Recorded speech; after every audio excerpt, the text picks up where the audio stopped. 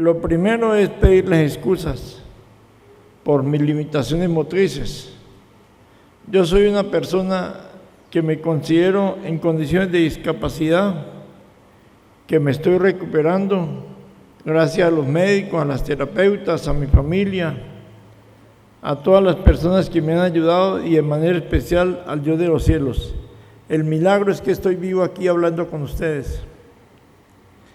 Y no niego que soy una persona en condiciones de discapacidad, pero igualmente reivindico que cualquier persona en condiciones de discapacidad que se esté recuperando puede gobernar bien una nación, una región, un municipio, o una empresa, o una organización social o política.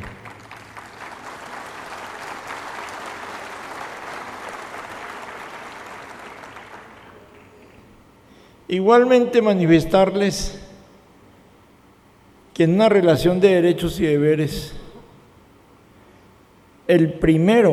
la primera entidad que tiene que desarrollar una política de bienestar social es el Estado, en cabeza del gobierno nacional, de los gobiernos locales y regionales.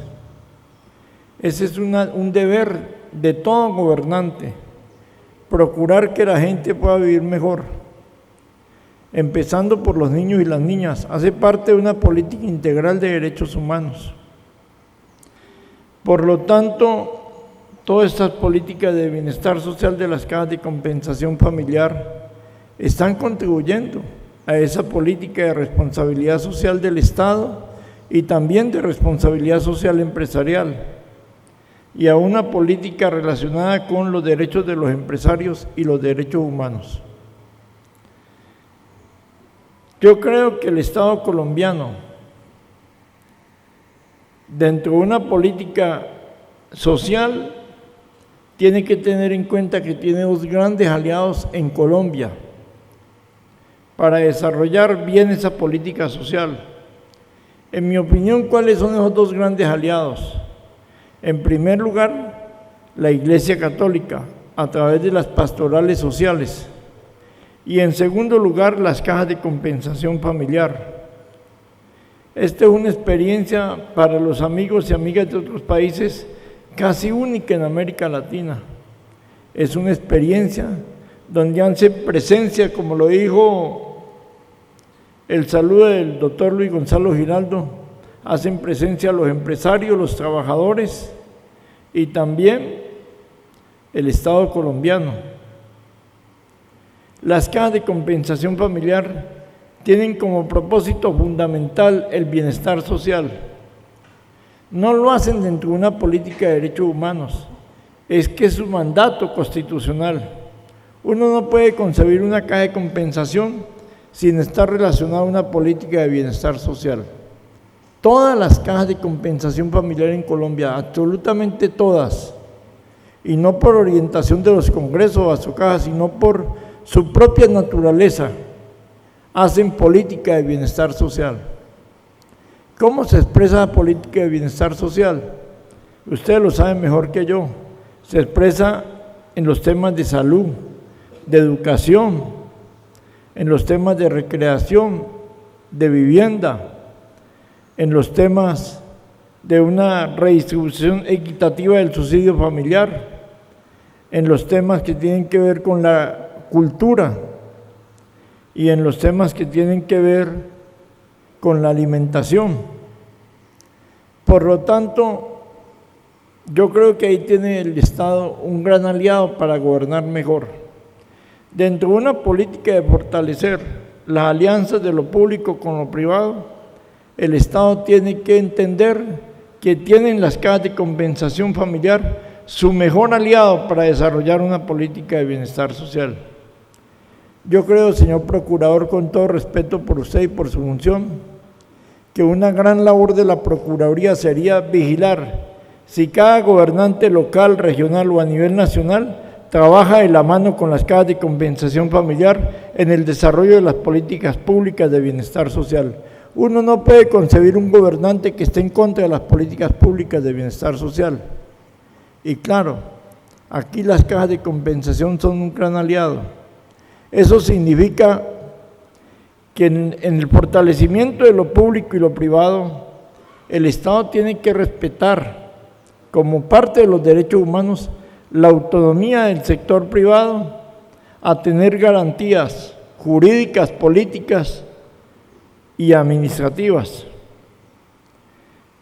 Así como el Estado no puede estar interviniendo cualquier sector privado, pues el Estado tampoco puede estar interviniendo las cajas de compensación familiar, porque ustedes son un ente privado, de naturaleza privada, que cumple una función social muy importante. A mí me preocupa enormemente, dentro de esta política, la ley de presupuesto que se acaba de aprobar. Aquí hay varios miembros del Congreso de la República. Yo le pediría muy fraternal a ellos y respetando la autonomía del Congreso, que revisen la ley de presupuesto nacional. En esa ley de presupuesto nacional quedó un artículo muy delicado, que si no se controla, le estamos dando vía libre a la intervención del Estado en los derechos del sector privado. Claro, aquí cualquier empresario lo primero que pregunta es si tiene garantías jurídicas públicas o privadas para invertir. Eso es lo que pregunta cualquier empresario extranjero que viene a Colombia. Y la respuesta del Estado siempre es la misma: sí, le garantizamos eso. Y eso se ha consolidado en Colombia como una política de Estado. Entonces, ¿por qué diablos ahora vamos a permitir que en la ley de presupuesto el Estado colombiano, el gobierno colombiano, a través del señor ministro de Hacienda, puede intervenir en un derecho autónomo y privado de las cajas de compensación, que es darse su propio presupuesto, claro, teniendo claro que ese presupuesto se tiene que manejar de manera transparente, de manera responsable y sin perder el objetivo fundamental del bienestar social? Y creo que toda entidad que maneje recursos públicos, los entes de control los pueden fiscalizar, sean públicos o privados, pero si son recursos del Estado, el señor procurador tiene toda la autonomía, la señora contralora, el señor fiscal, de intervenirlos. Claro, las cajas de compensación manejan algunos recursos públicos, en ese caso particular puede intervenir el Estado. Lo que no puede hacer el Estado dentro de una política de derechos humanos del sector empresarial es meterse a definir cómo es el presupuesto de las cajas de compensación familiar. Yo creo, doctor Álvaro Joseco, a ustedes, amigas y amigos, que este Congreso debe hablarle al presidente de la República. Eso no es estar en contra del gobierno. Debe hablarle al señor ministro de Hacienda, debe hablarle al Congreso de la República. Mire, creo que ustedes exageraron la tarea. El gobierno no tiene derecho a intervenir sobre cómo deben de ser los presupuestos de cada caja de compensación familiar. Ese es un derecho que lo definen los empresarios, los trabajadores y el gobierno en cada caja de compensación familiar, y siempre con la mirada, como lo decía, del bienestar social.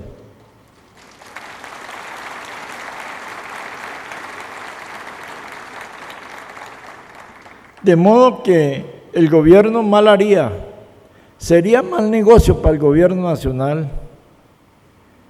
pretender debilitar o liquidar las cajas de compensación familiar. Yo también lo digo aquí como vicepresidente de la República. En Colombia algunas personas, a veces en el Estado, a veces en el sector privado, tienen nostalgia del pasado, viven llenos de nostalgia del pasado, se acuestan y se levantan pensando cómo liquidar las cajas de compensación familiar, y no de fortalecer las cajas de compensación familiar como un gran logro de la sociedad colombiana en las políticas sociales. Todo lo que vaya dirigido a debilitar o liquidar las cajas de compensación familiar coincide con aquellos que no quieren un Estado que desarrolle el Estado social de derecho, coinciden con aquellos que quieren que el Estado no desarrolle política de bienestar familiar. No es posible en Colombia que el Estado desarrolle política de bienestar social si al mismo tiempo hay una política de liquidar o acabar las cajas de compensación familiar. De modo, amigas y amigos, si yo les puedo dar una recomendación en este Congreso, y excúsenme la impertinencia, es luchen como gato patas arriba por la defensa de las cajas de compensación familiar.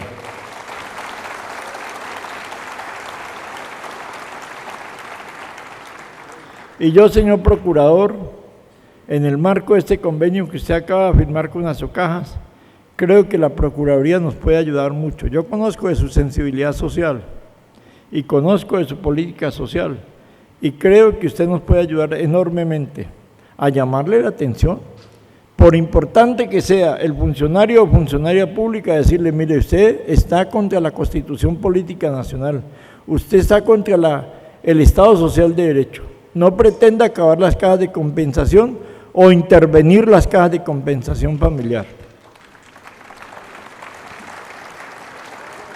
También quería decirles que en esto de la política social, Colombia como país, el gobierno colombiano, los gobiernos locales y regionales, tenemos todavía una gran deuda en nuestro país, que no podemos ocultar, que es la inequidad social. Nosotros somos un país en progreso, que hemos avanzado en lo económico, en lo social, en lo democrático, hemos avanzado mucho, pero eso no nos puede llevar a cantar victoria.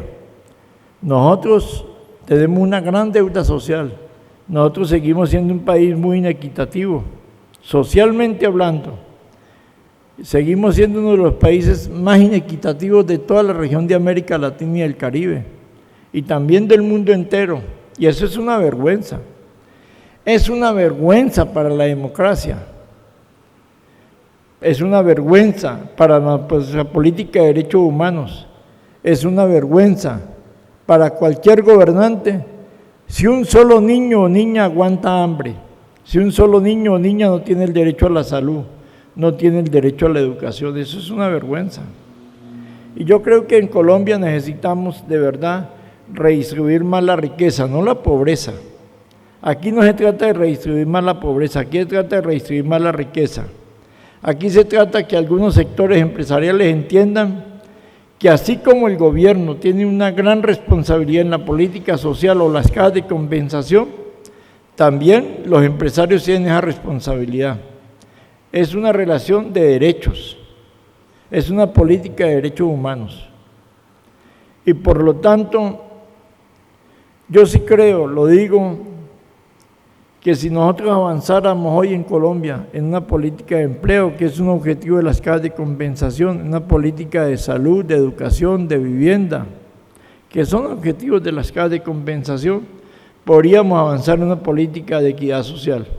Creo que el mejor aliado que tiene el Estado colombiano, el gobierno colombiano, en una política de equidad social están en ustedes, amigas y amigos, en las cajas de compensación, y como lo decían las pastorales sociales de la Iglesia Católica. Y creo que hoy algunos sectores empresariales deberían comenzar a enviar mensajes fuertes a la sociedad colombiana, no esperar que el gobierno los convoque. ¿Por qué el gobierno tiene que convocar, por ejemplo, a los dueños de los bancos, a los directivos de los bancos, para que rebajen las altas tasas de interés? No, ni mucho menos.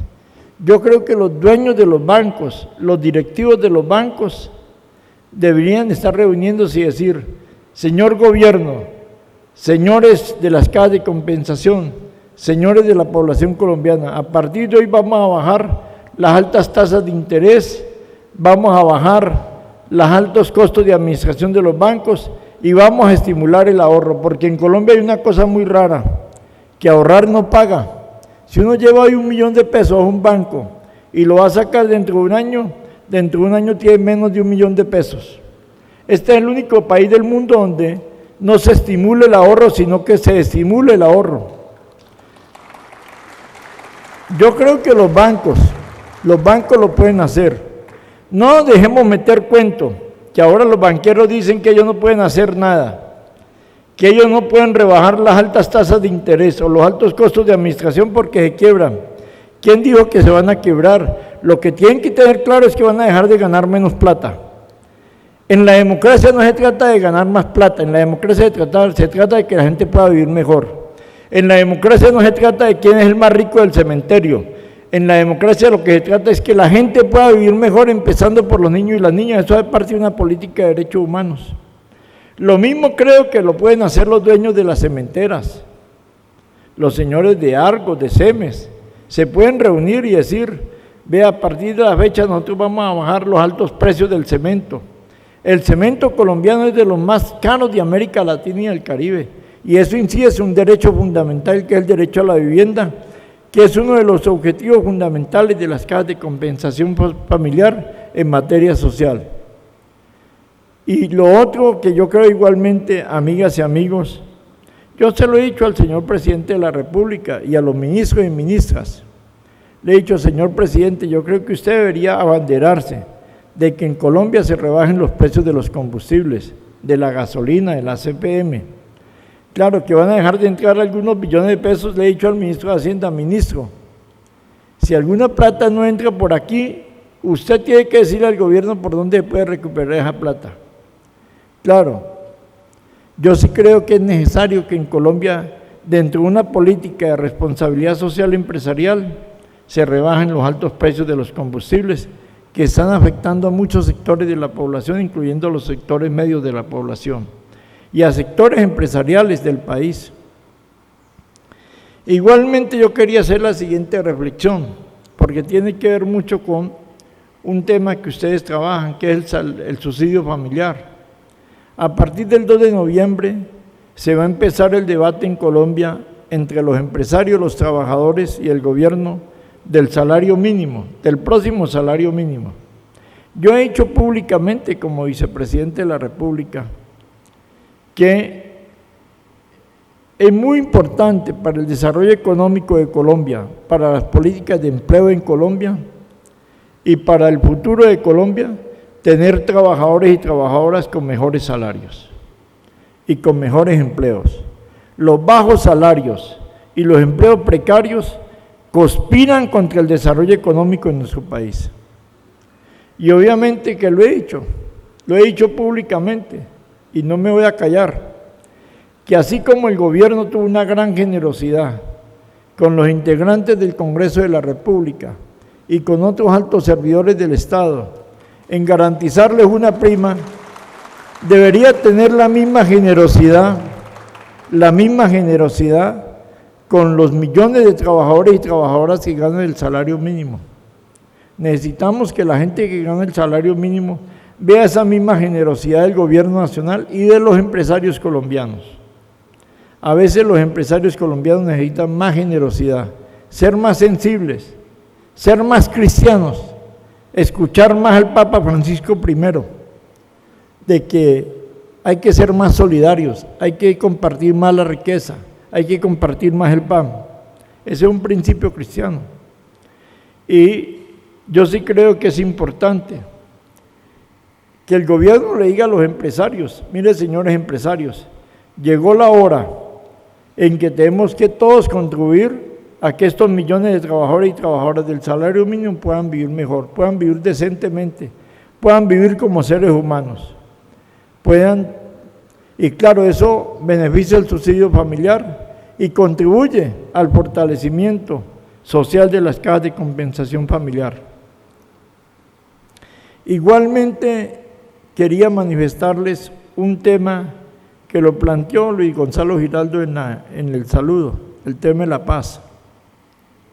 Yo lo primero que tengo que reivindicar es que el pueblo de Colombia eligió un presidente de la República hasta el 7 de agosto del 2014 y eligió un vicepresidente hasta el 7 de agosto del 2014.